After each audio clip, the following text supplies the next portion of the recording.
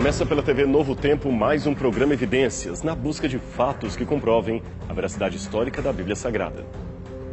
No programa anterior, você viu mais um pouco sobre a história dos judeus e a luta para preservar a sua identidade ao longo dos séculos.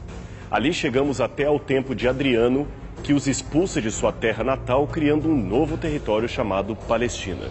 Isso foi de 132 a 135 de nossa era, e mais uma vez na história, os judeus são obrigados a deixar a sua terra para viverem errantes pelo mundo.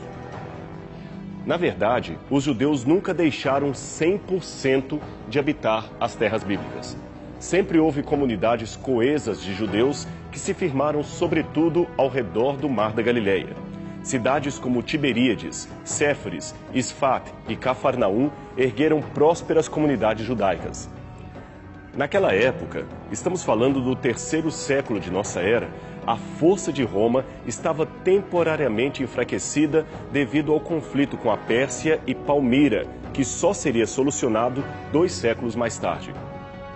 Esse, portanto, foi um período de relativa prosperidade para os judeus que começaram a se assentar na região e construir várias sinagogas com alto nível arquitetônico. Pelo fato de ser um povo culturalmente baseado nas escrituras sagradas, os judeus tiveram grandes vantagens sobre os seus vizinhos. Numa época em que a maior parte da população não tinha acesso à sala de aula, os judeus desenvolveram para si um sistema cultural de altíssimo nível e conseguiram, graças a certa prosperidade financeira, conservar pelo menos uma autonomia jurídica em meio à sociedade na qual estavam assentados. Essa sinagoga erguida em Cafarnaum sobre os alicerces de uma outra sinagoga, que data dos dias de Jesus, nos dá uma ideia da prosperidade judaica no local. O tamanho, as pedras calcárias importadas, tudo nos dá uma noção de como a comunidade era próspera naquele tempo. Aliás, um cofre com 25 mil moedas foi encontrado, evidenciando que ali frequentavam pessoas de considerável poder aquisitivo. A sinagoga de Cafarnaum era, portanto, um edifício altamente luxuoso para a época, um ápice da arte arquitetônica de Israel para a região. Voltando a falar das atividades literárias dos judeus, é importante dizer que eles nunca deixaram de ser o chamado Am HaSefer, ou o povo do livro, como eles mesmos gostavam de ser reconhecidos. Suas escolas eram dirigidas por rabinos que nem sempre confiavam na guia espiritual dos sacerdotes. Os sacerdotes eram representados nesta época pelos saduceus, que tinham uma religiosidade bastante liberal em termos de adesão aos costumes gregos contrários à tradição judaica.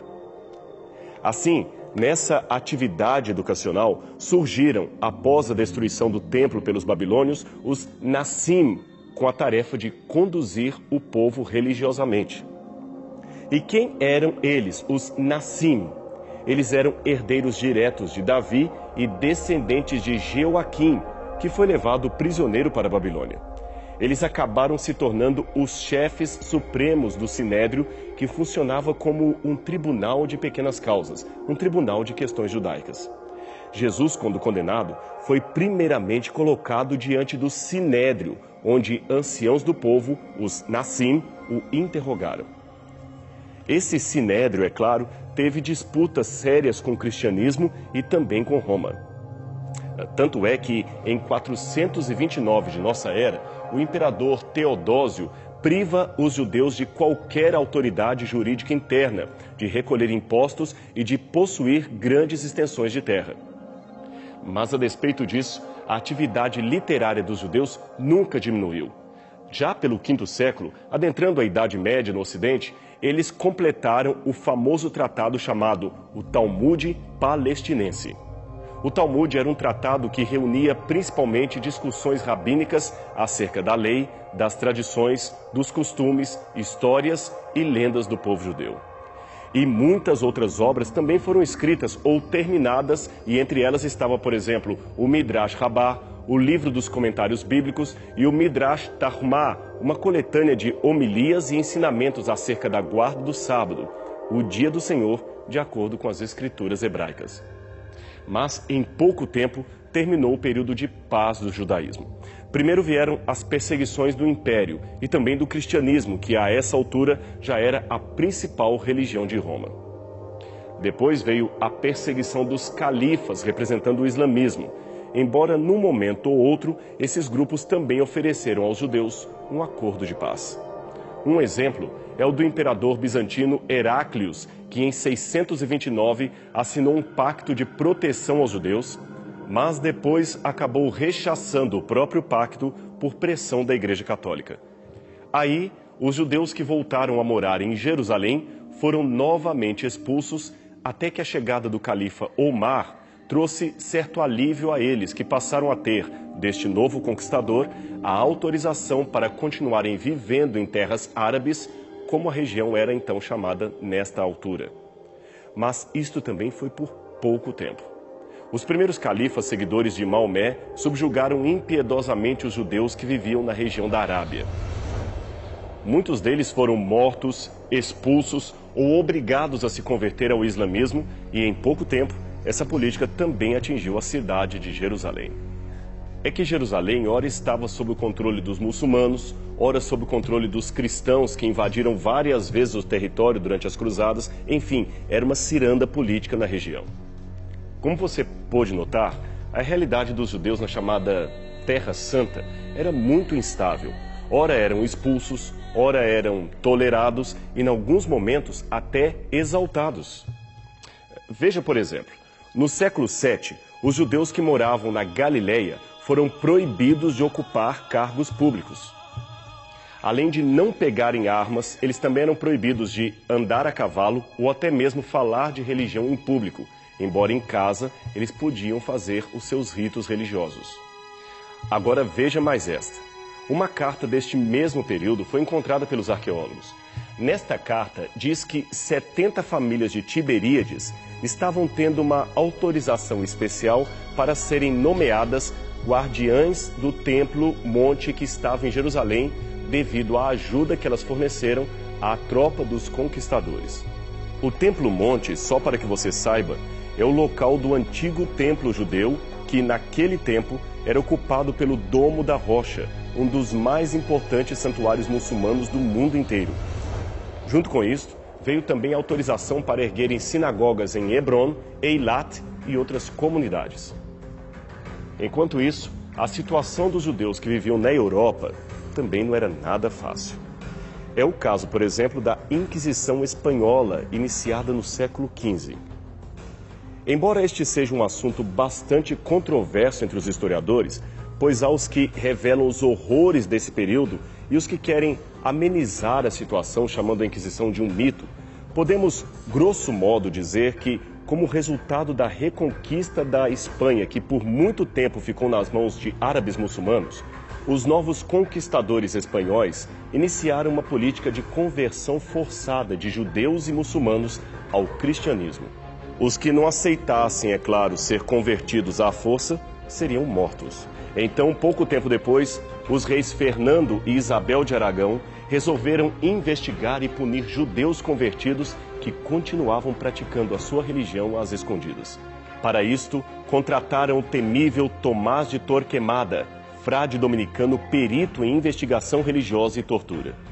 Dizem que, a princípio, o próprio Papa Sisto IV se opôs quando a Inquisição foi instalada em Servilha em 1478 por causa dos abusos que se cometiam em nome de Deus. Mas o rei Fernando obrigou o bispo de Roma a não se meter, dizendo que, se o fizesse, a Santa Sé e o Vaticano perderiam o apoio político e militar do governo da Espanha, que, diga-se de passagem, era a maior potência da ocasião. Por isso o Papa se calou. E, usando especialistas da própria igreja, o rei Fernando procurou fazer uma espécie de limpeza étnica contra descendentes de judeus convertidos que moravam em terras espanholas. Foram muitos os que compareceram perante o tribunal da Inquisição. Alguns até eram padres, eles também foram denunciados. Outros eram gente comum, a maioria apenas condenados por praticar o judaísmo. Mas havia outros ainda levados perante o juiz por supostamente praticar bruxaria ou possuir um livro do Alcorão.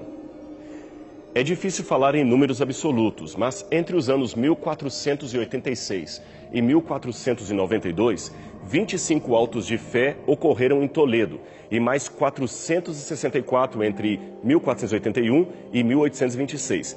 No total, mais de 13 mil conversos judeus foram julgados entre 1480 e 1492. Somente em Sevilha, a Inquisição executou cerca de 4 mil judeus num único processo. Já pensou o que isso significa? Vejam dos escudos que os inquisidores levavam com muito orgulho na hora de buscar os judeus convertidos. Ele traz uma cruz ladeada por uma espada, símbolo do castigo aos hereges, e pelo ramo de oliveira, símbolo de reconciliação aos que se retratarem. Em latim, aparece a inscrição Exurge Domini et iudica causam tuam, traduzindo, levanta, ó Senhor, e defenda a tua causa. Em 1492, um novo decreto do rei da Espanha suspende temporariamente a execução dos judeus, mas ordena a imediata saída daqueles que ainda estavam em território espanhol. Então, algo em torno de 60 a 120 mil deles emigraram para Portugal e foram acolhidos pelo rei Dom João II. Mas em 1497, o mesmo Dom João morre e quem assume o trono é Dom Manuel, que se casa com a infanta Isabela de Aragão, filha herdeira dos reis católicos da Espanha. O resultado? Os judeus são novamente expulsos, só que dessa vez do território português, mas aí houve uma novidade. Para impedir a saída de tanta gente de uma só vez do reino, gente com dinheiro, Dom Manuel decretou a conversão obrigatória de todos os judeus para o catolicismo.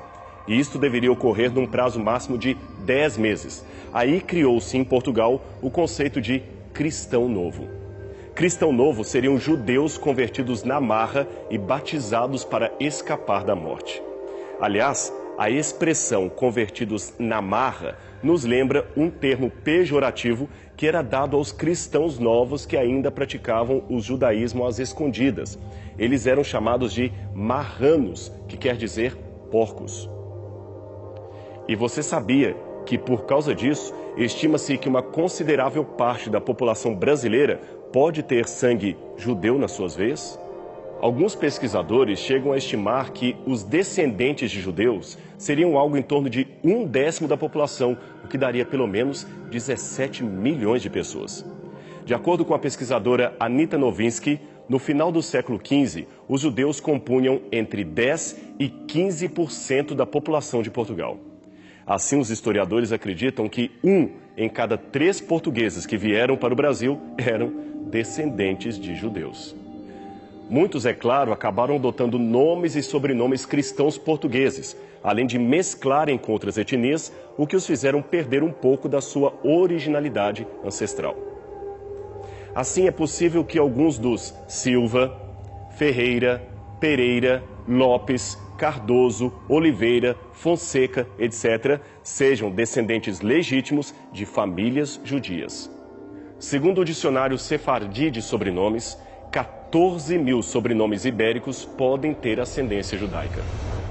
Mas atenção, nem todos esses nomes foram criados pelas famílias judias, como alguns insistem em dizer. Eles foram apenas adotados de outras famílias cristãs que já possuíam esse sobrenome. Logo, todos os que possuem alguns desses sobrenomes podem ser judeus, mas nem todos são necessariamente descendentes de judeus. Às vezes, para não serem descobertos, um marido assumia um sobrenome e a esposa outro. Os pais também costumavam colocar sobrenomes compostos nos filhos para não serem apanhados pela Inquisição. As formas de camuflar a ascendência judaica eram variadas, fora o fato de que no Brasil houve muita miscigenação. Como então saber se um sobrenome vem mesmo de família de judeus? Simples.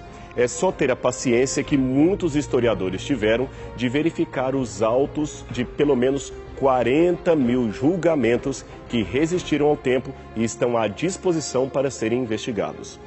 95% deles são referentes a crimes de judaísmo, e os nomes eram meticulosamente anotados pelos inquisidores.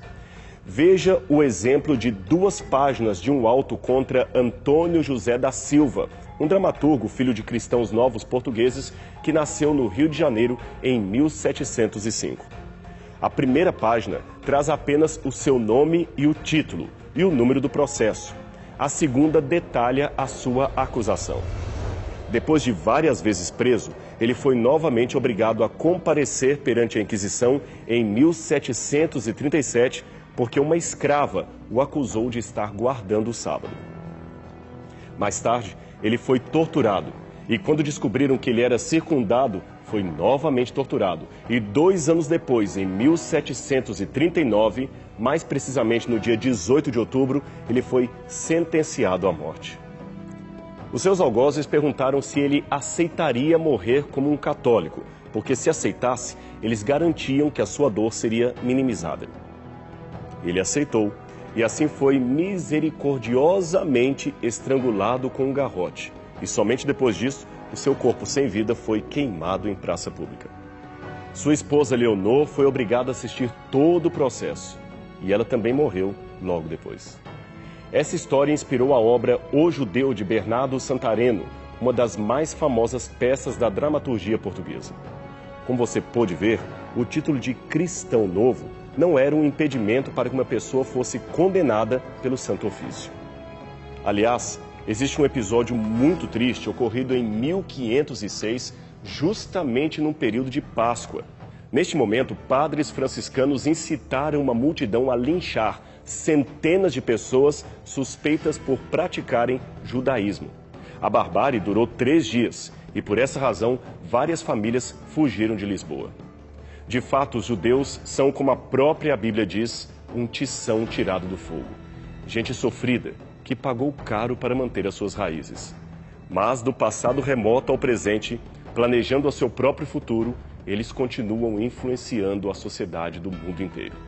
Muitos, é claro, abdicaram de sua fé abraâmica e se secularizaram, não acreditando mais em Deus. Mas isto não impede que vejamos neles o cumprimento de uma promessa feita há mais de 4.000 anos, quando Deus chegou para Abraão e disse: "Em ti serão benditas todas as nações." Deles, lembremos, veio o Messias que nós cristãos professamos seguir e as Escrituras Sagradas que nós tanto amamos. A sua história ainda enfrentaria outros sofrimentos. 6 milhões de judeus foram mortos durante a Segunda Guerra Mundial, um dos piores holocaustos de todos os tempos. Ele foi executado por motivos racistas e desumanos, mas novamente eles sobreviveram. Em 1947, a ONU aprovou o Plano de Partilha da Palestina e criou o Estado de Israel. Em maio de 1948, a criação foi finalmente instituída. Muitas lutas se seguiriam depois disso, e o conflito, infelizmente, ainda parece muito longe do fim. Também é difícil tomar uma posição acirrada ao lado dos israelenses ou palestinos. Ambos são irmãos em constante estado de sofrimento. Isto mesmo, irmãos, ainda que não necessariamente pela etnia, pelo menos por sua fé particular, ou seja, o judaísmo e o islamismo. Afinal de contas, ambas as religiões dizem remeter ao mesmo ancestral comum, Abraão. Ainda bem que ele não está vivo para ver alguns dos seus filhos se odiarem tanto. Mas há exemplos bonitos de bondade que silenciam toda a querela política ou militar. Exemplos como o deste homem, Ismail Hatib, um palestino que mostrou a todos o que é o amor e o perdão. Em 2005, o seu filhinho de 12 anos, Ahmed Hatib, estava brincando com uma pistola de plástico que foi confundida por soldados israelenses com uma arma. E o menino então foi alvejado sem a mínima chance de se defender. Isso aconteceu no campo de refugiados de Jenin, na Cisjordânia. Um tiro pegou no peito e o outro na cabeça da criança. Os médicos do hospital Raman, em Haifa, confrontaram o pai com uma difícil decisão. Embora o seu próprio filho não houvesse sobrevivido, Ismael tinha a possibilidade de salvar a vida de várias outras crianças através da doação dos órgãos de Ahmed. A decisão de doar os órgãos de uma criança recém-falecida jamais é algo simples para um pai, para uma mãe. No caso do palestino Hatib, tinha um dilema ainda maior, pois as crianças a serem salvas pelos órgãos do seu filho morto proviam todas de assentamentos de Israel. Mas as crianças não são minhas inimigas, declarou o pai. E depois de deliberar com a sua família e pedir a bênção ao líder muçulmano local, ele autorizou a retirada dos órgãos. E pelo menos 5 crianças israelenses foram salvas. E, inclusive essa menina que você vê em seu vídeo, filha de uma família de judeus ultra-ortodoxa.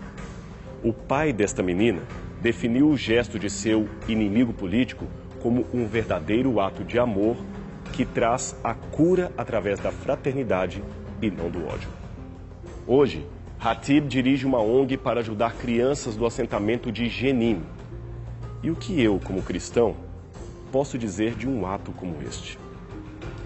Eu sei que muitos amigos judeus e muçulmanos que assistem esse programa não aceitam a Jesus como Messias, muito menos como o Filho de Deus. Eu respeito a posição deles, mas algo dentro de mim, baseado em seu comportamento de amor, me faz pensar que, ainda que eles não creiam em Jesus, Jesus acredita neles e aposta neles. Eu creio que não estaria ofendendo ninguém se disser que oro a Jesus para que um dia ele revele doutrinariamente a cada um deles. Mas em termos de comportamento ético, muitos demonstraram já conhecer, pelo menos por intuição, o mesmo evangelho que Jesus ensinou.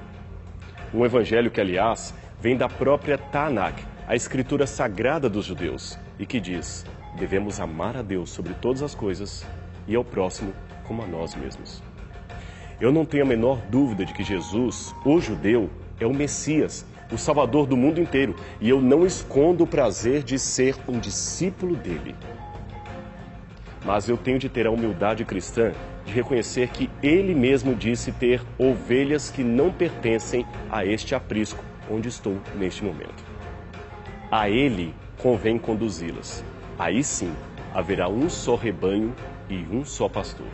Mas até lá, eu espero ser alguém que convença não apenas com palavras, mas principalmente com atos de amor e fraternidade, que Deus ainda tem os seus representantes aqui neste planeta. E eu espero que esse também seja o desejo do seu coração. E a gente vai ficando por aqui. Mas semana que vem teremos um novo encontro na TV Novo Tempo para mais um programa Evidências. Até lá!